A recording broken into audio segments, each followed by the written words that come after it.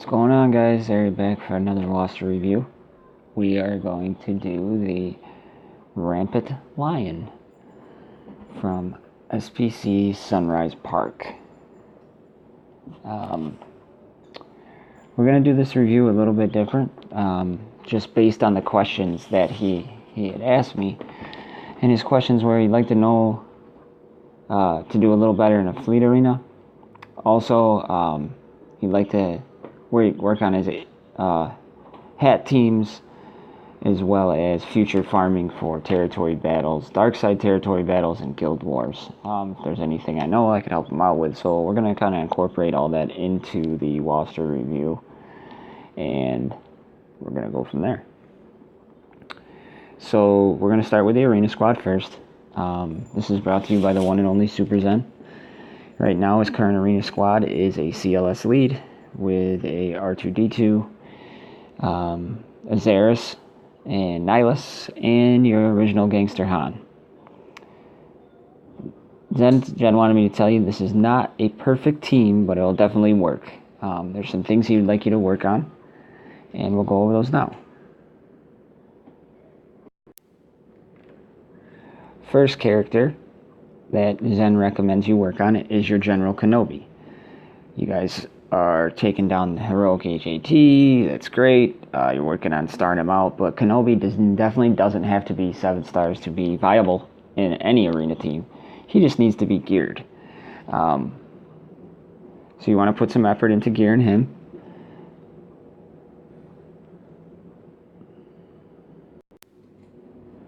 And the second character is the Grand Admiral Thrawn. You have him 7 stars, which is an awesome achievement. It is not an easy event. It's probably one of the hardest events I felt that was out there. It was challenging and fun. But you do have him 7 stars. Once you get both Kenobi and Thrawn gear 11, he's recommending that you replace R2 with General Kenobi. He says, so work on General Kenobi first, because without the tank to taunt, it's an easy win team. And when Thrawn is ready, he recommends that you put a unique on his Zeta, which is the Ebb and Flow. And you replace Han. And you make General Kenobi your leaver. That is a perfect meta team as going right now. So that is his recommendations, but we're going to talk about your team going forward. On your CLS, he would like you to add a protection or offense cross instead of potency. He said everything else looks really, really good on CLS, but just a protection or an offense mod will give him a little survivability and a little extra punch.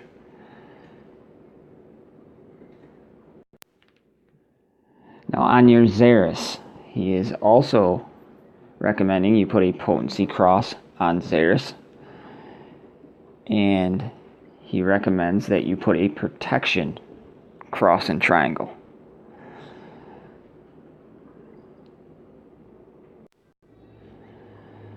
Now for your Nihilus, he is recommending that you increase his overall speed. Right now you're at a 208. He says, so he gets several turn meter exchanges with speed with Han until Thrawn is ready. So what he's saying here is you speed him up with the Han Solo. It's going to be a very good 1-2 punch combo. So he's saying speed him up so he goes right with Han. As far as the mods, he is recommending on your cross that you put a protection cross. If you want him to stay alive faster, definitely recommends a protection cross.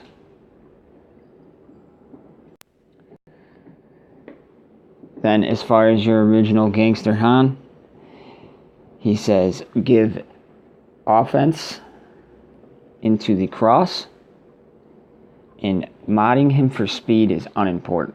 And he's absolutely correct. He shoots first, he does his special move which gives him turn meter, then he does his other special where he gives everybody the critical chance, critical damage up move, and that also gives him turn meter. So really Han's speed is unimportant. Now you don't want him in like 120, You got him at 210, but you do want Nihilus to be faster than Han in this team setup.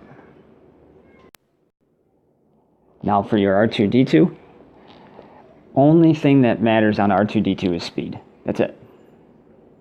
Yeah, you'd like a stun here and there because sometimes it can win you a battle, but nothing but speed. Speed on R2-D2. Just max out his speed. Zen is saying that he should be a minimum of 260, which you're at 254, so you're very close. Transfer, when you get Thrawn, he's saying transfer your mods from R2-D2 right to Thrawn. Then Thrawn will be your fastest. He can either do the turn meter swap or he can do fracture right out of the gate.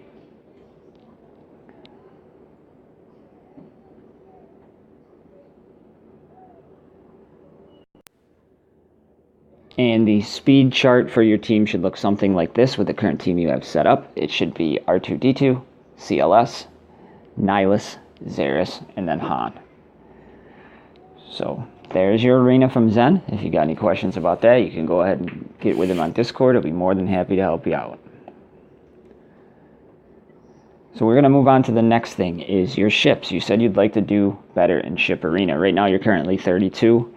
You said in conversations we've had that you can climb to about 16, which is good. At least you're getting some crystals from your ship arena currency. Now I got two different setups for you here. Right now you're currently running the Tarkin lead with both the TIE pilots, Biggs, Umbaran, and the TIE Advanced. And your backups are the Scimitar, Sun Fact, and Slave 1. Now, what I would recommend, if you're going to stick with the Tarkin lineup, is this.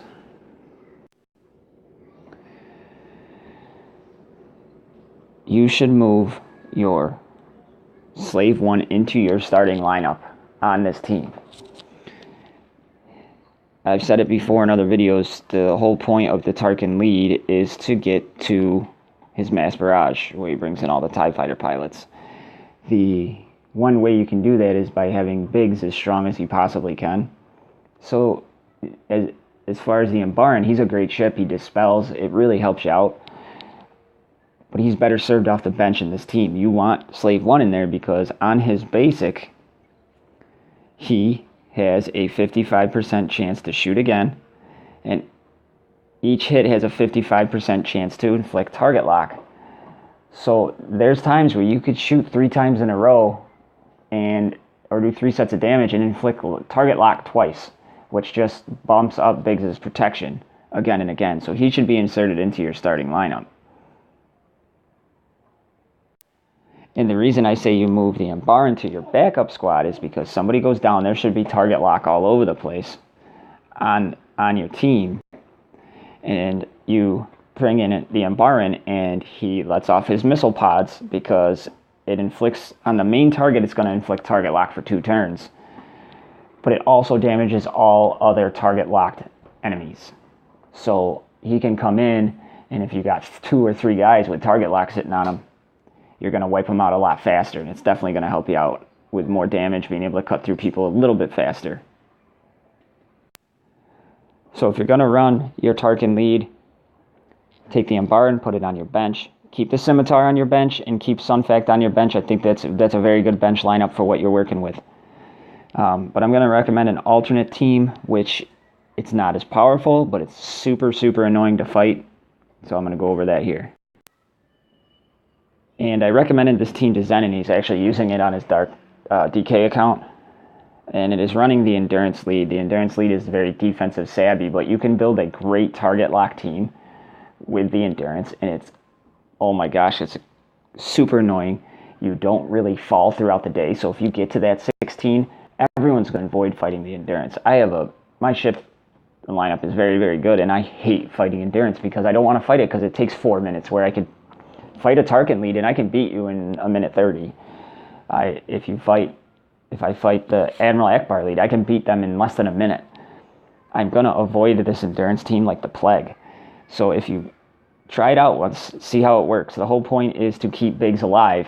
You're pretty much going to run the exact same team that I recommended before with your TIE fighter pilots, Biggs, the TIE Advanced, and Slave 1. That'll be your starting lineup. It's the same team. You don't really got to switch ships, but try switching your capital ship up. I think that will give you some staying power in that top 20, so you're not using so many of your battles to get into the top 20 to get that minimum amount of payout. Definitely could do that by switching to the Endurance. You get into 16 and let it sit there. Yeah, people might fight you and they might beat you, but you're not going to drop back down to 32. I'll guarantee you that. People aren't going to want to fight you. And you keep the Scimitar in the backup, the Umbaran in the backup, and the Sunfact in the backup. And it's just a very, very annoying long-term team. It sucks. So that's my recommendation. Try it out once, see what you think. Okay, so now we're going to get into the next portion, which is pretty much going to cover everything else. You kind of wanted to know, looking into the future and some heroic AAT teams. Well, obviously, I've been talking up quite a lot in the past videos about your resistance team, and your resistance team's sitting in a really, really good spot. The one thing that could make this resistance team better for a hat team is the addition of BB-8, which leads me to your First Order team. So the first person I think you should farm here is your First Order Stormtrooper. It looks like you're working on him. Probably when BB-8 was out, you only had 5-star characters. Now he has 6, so he's an awful grind, but just continue to grind him out. To get BB-8 there, that addition to your resistance team is one team you could definitely use to improve your heroic AAT scores. Now, one team I noticed you don't really have worked up, which is a very viable team and kind of gets pushed to the back burner with CLS and all these new things, but they are a pain to gear, but you already have them all. Just work on getting them up to 7 stars. Is your clone team. I started with a clone team. I took out Rex. I put in the Jawa Scavenger. I have them gear 11. The only one you really got is you got a Zeta Cody, and so it's a Zeta investment, and you just got to get his speed. About 220. Everyone else doesn't matter. You don't need outstanding mods, but you're looking at another easy 2.5 to 3.5 million team right there. That, okay, you take resistance into phase 2, you pump out 4 million, and then you can bring back in your clones, or you can use clones in phase 4 with Princess Leia. They're a very solid team, and they get overlooked at this time because of all the new Chase teams or the CLS teams and everything like that. So if you're looking for a challenge, your clone teams, they're not an easy gear, I'll tell you that right now. But if you're looking to improve your heroic tank score, clones are definitely a way to do it. Now, some other people that you could consider farming is your Rogue One team. Now, there's not a Rogue One tab, but you have Cassian 7 stars, Jyn Erso 7 stars, K2SO 7 stars, but you have Baze at 5 stars. And you have Chirrut at 4 stars. You should definitely finish them off. They're huge for territory battles. Even when they're not up Rogue One with a Jyn Zeta, you can do very well with. And Baze and Chirrut are one of the best rebels in the game, so they can be used in any node. It doesn't have to just be with Rogue One. But you should definitely consider finishing off your Rogue One squad for the current territory battles. And that team, you plug in a Han Solo instead of K2SO in that team, and you got a pretty viable team for phase 4. Because you got the Chirrut, who can put the buffs over your head. You also have Han, who can put the buffs over your head. So it's a very viable team. So you might want to consider finishing them off in your farming. Now, you asked me about dark side territory battles, and the way I look at dark side territory battles is you got to go with what's happened in the past, and the EA Capital game seems to be a creature of habit. They had us gear up Phoenix. Phoenix was super important. Well, all of a sudden, Phoenix are required for territory battles. Rogue One, Baze and Chirrut were brought out. Baze is in one of the hardest nodes possible. They're making us use things that they've put emphasis on in the past. So that leads me to believe one team that could be required for dark side territory battles is definitely the Night Sisters. And your Night Sisters could use some work. So if you when you're looking at dark side territory battles, you want to go factions. Yeah, it'll be nice. You'll have Thrawn, and your Empire looks good, so I'm not going to touch on that. But we're going to need these offshoot things, just like we do in light side territory battles, where you don't want to take in, a mishmash team. You want them to have some synergy if possible. And the Night Sisters are very, very viable. They're fun to play with. And yeah, the Spirit and the Zombie, they're not farmable yet, or Mother Talzin, but they will be soon, I guarantee it. And especially with dark side territory battles dropping. So definitely, they are one that I could foresee having their own special mission that we're going to need. And the other one is First Order. We're getting a whole bunch of new First Order characters because of the movie. We have Kylo Ren unmasked. We have the old Kylo Ren, Phasma. They made us gear these up for BB-8. So we've put time and energy into that, and they seem to, just like we did with the Phoenix now have their own node. So I think the First Order will have its own node as well. Now you're sitting a lot better on your First Order team than you definitely are in your Night Sisters, but you asked what I think could be coming and help you out is a very strong First Order team. Now, like I said before, I could see Empire or Sith coming, and no one really has to worry about that. They got a ton of them. I mean, your Empire looks really, really good, so I'm not going to really go into depth on that one. And this could just be me theorizing, but I could definitely see them making us use bounty hunters in dark side territory battles. I could see them possibly doing like a Jango Fett release for dark side territory battles. He's a very requested character. He'd be an awesome leader for them. I mean, Boba Fett's got a really good lead, but they're lacking some punch. I could see them releasing a couple of bounty hunters and making them become a squad. So they are definitely not your focus or your priority. But they release 2, you got to have a solid 3. You have IG-88 and Boba Fett out there, but after that it falls off. But I could see them making us run a bounty hunter, possibly a bounty hunter team as well. So that's something to keep in mind too. Now, Rampant Lion, you asked me about Guild Wars. Honestly, I don't know anything about Guild Wars. I don't know how it's going to work. All I could possibly think of is just make sure you're just continuously working on your guys every day. You're bumping up, you're improving, you're continually pushing your galactic power higher, because I don't know if they were going to require 5 teams, 10 teams. I don't know how that's going to work. I haven't really heard much about it other than the screenshot. I think we're I would probably say 4 to 5 months range from getting that galactic or getting the Guild Wars out. It might be closer. I could be way off. I have no information on that, but they're pushing the dark side territory battles, and they're pushing all these new dark side characters. So my the way I'm thinking is, based on their history, is they're going to release the dark side territory battle first, and then maybe after the first of the year, we get through the Christmas holiday, and when the game starts slowing down again, and we got everything on farm, we're going to see then we'll see the Guild Wars. So I wouldn't worry too much about Guild Wars at all. I would just continue to do what you're doing. So, but there it is. There is your roster review. Take what Zen gave you to heart. He's helped me with my team, and I'm going to do a before and after video once I get through all these roster reviews for everybody to let you know and see how Zen really knows what he's talking about. So if you have any questions there, get with him. Your ships, I gave you an option to stick with your Tarkin lead if you like playing with him, but I also gave you an option to try out the Endurance. It's the same lineup, just switch your capital ship, and I think you'll see a little bit more staying power there. We talked about some teams that you could improve on to get your hat score up. I mean, you got a lot of them already ready to go, but if you're looking for an extra team, you might want to work on those clones. And then we went over some teams that I think might be coming for dark side territory battles that might help you out.